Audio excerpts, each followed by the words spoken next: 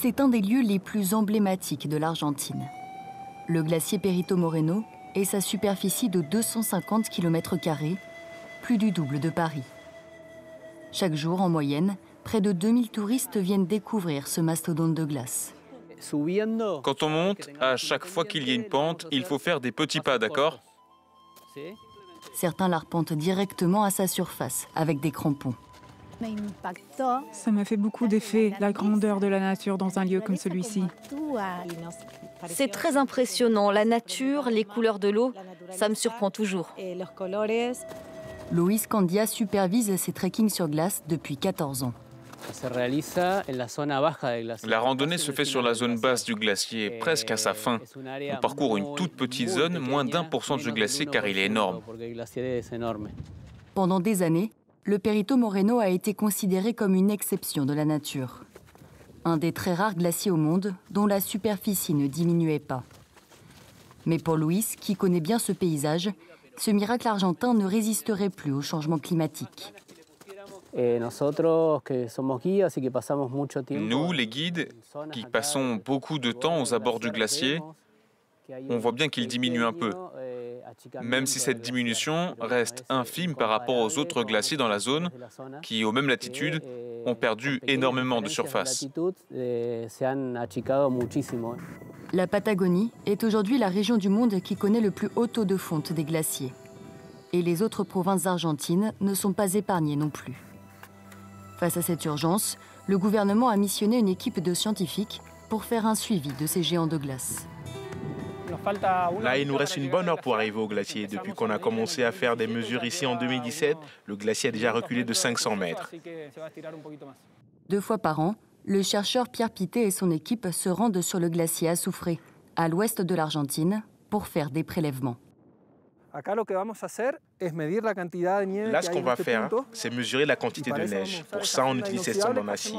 On fait 2 mesures par an, une fois à la fin de l'hiver. C'est ce qu'on est en train de faire là, pour connaître la quantité de neige qui se maintient sur le glacier. Ensuite, on va revenir à la fin de l'été et on constatera la quantité de neige qui a fondu. Ça permet de savoir si le glacier perd de la glace et de la neige et à quelle vitesse. Année après année, ces scientifiques font le même constat. Les glaciers qu'ils supervisent perdent tous de la surface, ce qui entraîne des conséquences dramatiques. Les glaciers sont de l'eau à l'état solide qui se libère ensuite dans les fleuves, les écosystèmes, pendant les périodes sèches.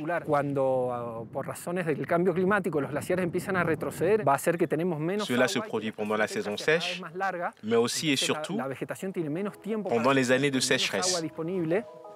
Plus des 3/4 de l'eau potable à la surface de la Terre sont emmagasinés dans les glaciers. Certaines régions d'Argentine en sont complètement dépendantes, comme la province désertique de Mendoza, qui contient paradoxalement le plus grand nombre d'entreprises agricoles du pays. Ici, on a une sortie d'eau et à partir de celle-ci, le domaine reçoit de l'eau par zone. Là, l'eau arrive déjà au pied de la plante. Facundo Chalaman cultive ici 10 hectares d'oliviers. À Mendoza, il ne pleut pas, donc la seule façon pour que s'accumule de l'eau dans les nappes phréatiques, c'est à travers la neige qui tombe dans la cordillère des Andes. Mais ces 20 dernières années, on a de graves problèmes avec la diminution des réserves des glaciers. Certains mois, on ne peut pas sortir d'eau, donc ça nous oblige à pomper l'eau encore plus en profondeur. Si le changement climatique est difficile à contrôler au niveau national, l'Argentine a décidé de légiférer pour protéger concrètement ses glaciers et la qualité de l'eau. En 2010, le pays a voté une loi unique au monde qui interdit toute exploitation, notamment minière, autour des glaciers. Mais pour que la loi puisse être appliquée, il a d'abord fallu répertorier l'ensemble des glaciers du pays. Cet inventaire a été mené par des chercheurs de l'Institut argentin de nivologie, dont fait partie Laura Salazar. La base pour faire notre travail d'inventaire, ce sont les images satellites. Grâce à ces images, on a pu cartographier et identifier les glaciers. Mais on a aussi été directement sur le terrain pour corroborer ce qu'on faisait, vérifier que notre travail de cartographie coïncidait bien avec la réalité. Au final, 16 000 glaciers ont été dénombrés, après plus de 7 ans de travail.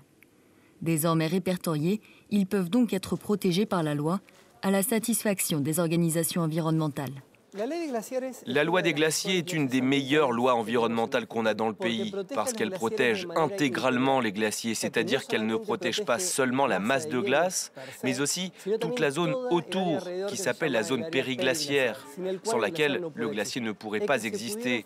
Plus de 44 projets miniers ont ainsi pu être bloqués alors qu'ils étaient en phase d'exploration dans la zone de la cordillère.